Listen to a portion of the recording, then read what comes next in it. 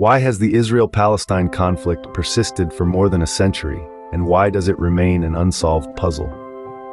A question that baffles many, yet the answer lies deep in the annals of history. Our story begins in the late 19th century, a time when nationalism was sweeping across Europe, and the Jewish people were no exception. They too sought a homeland, a refuge from the centuries of persecution they had endured. This longing gave birth to the Zionist movement, a political ideology that championed the return of Jews to their ancestral homeland, what we now know as Israel. However, this land was not unclaimed. It was home to a diverse population, a majority of whom were Arab Muslims. Yet the tide of Jewish immigration continued to surge, propelled by the pogroms in Russia and Eastern Europe, and later, the horrors of the Holocaust. In the midst of World War I, Britain, the colonial power that would soon control Palestine, issued the Balfour Declaration in 1917.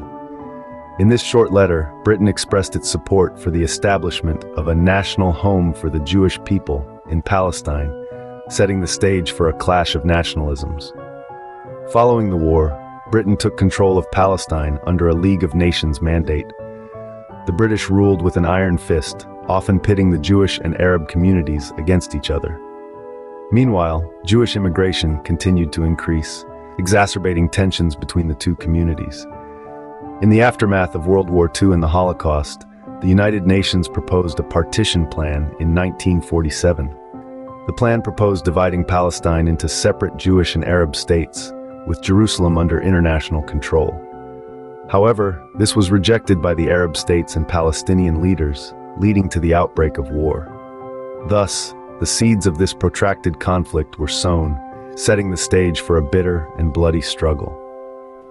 The roots of the conflict run deep, and the scars of history continue to shape the present, leaving us with an unresolved puzzle that continues to confound the world.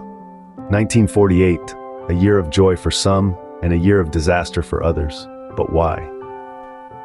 Let's dive into history and uncover the truth.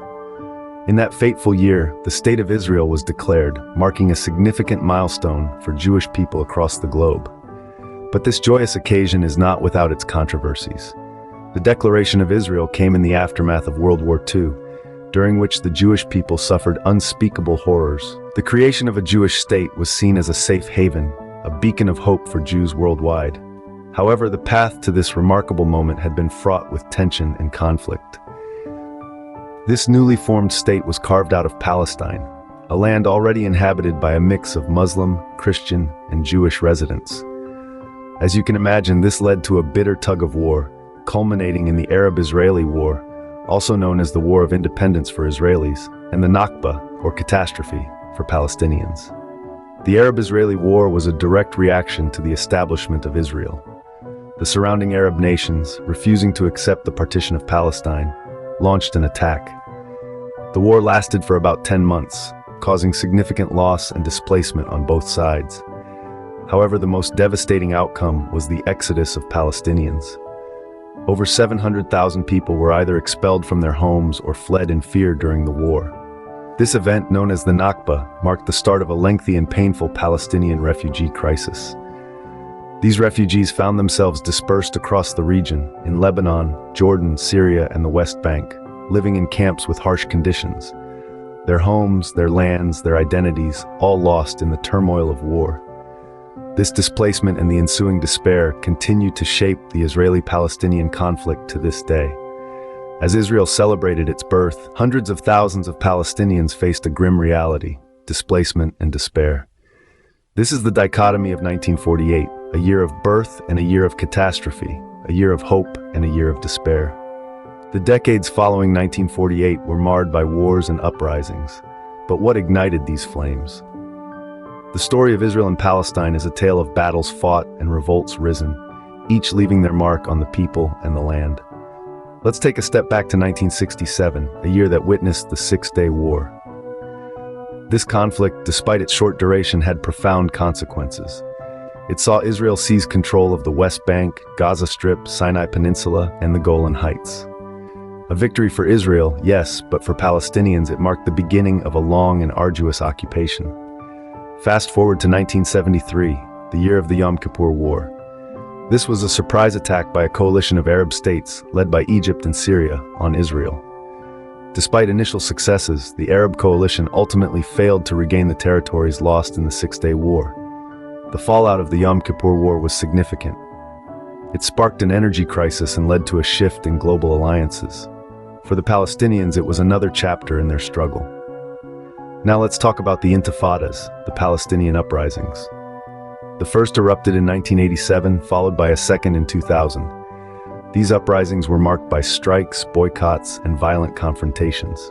The first Intifada was largely a grassroots movement, a collective cry for justice.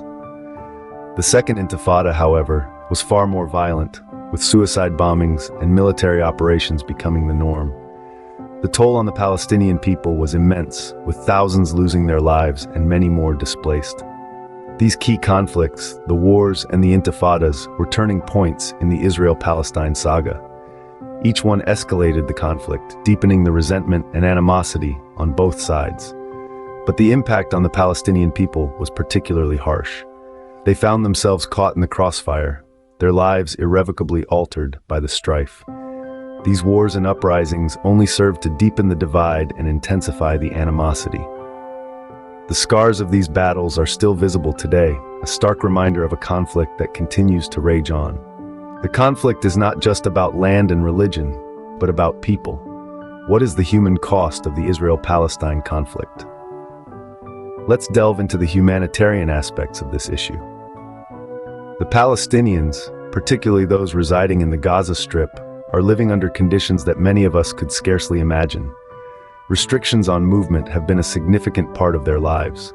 Israel's blockade of the Gaza Strip, in place since 2007, has severely restricted the movement of people and goods, making it challenging for Palestinians to travel, trade, or seek medical care outside of Gaza.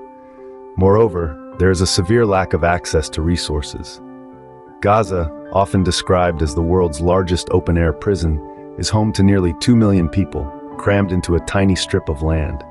Basic amenities like clean water, electricity, and healthcare are in short supply. The United Nations reports that over 90% of the water in Gaza is unfit for human consumption, and power cuts, lasting up to 20 hours a day, are a common occurrence. Then there's the death and injury toll from the conflict. From the birth of Israel in the mid-20th century to our current year, 2024, violence has claimed the lives of tens of thousands of Palestinians.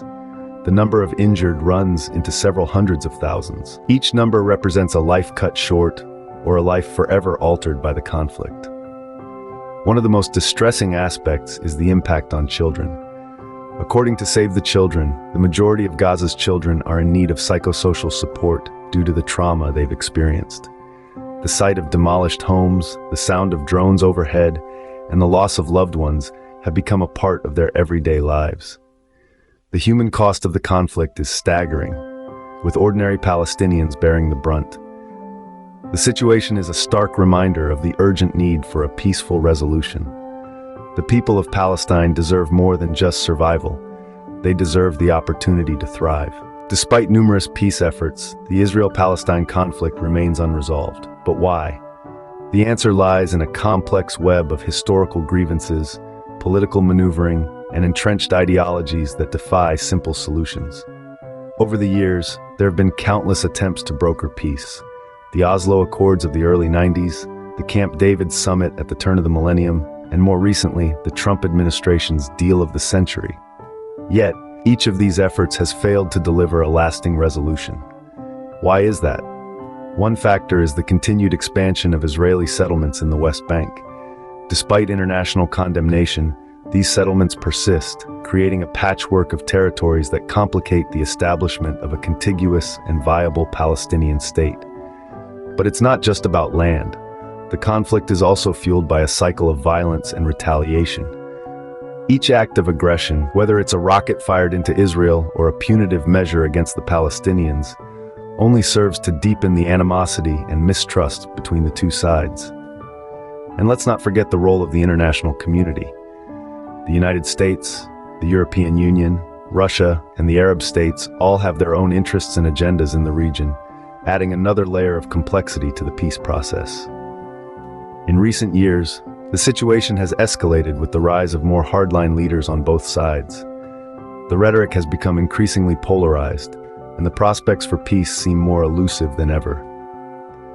Yet amidst all this, it's the ordinary people who suffer the most. Palestinians living under occupation, Israelis living in fear of rocket attacks. Their lives are defined by a conflict they did not choose, and which they see no end to. The Israel-Palestine conflict continues to be a tragic cycle of violence and retaliation, a testament to a century-old dispute that defies easy solutions.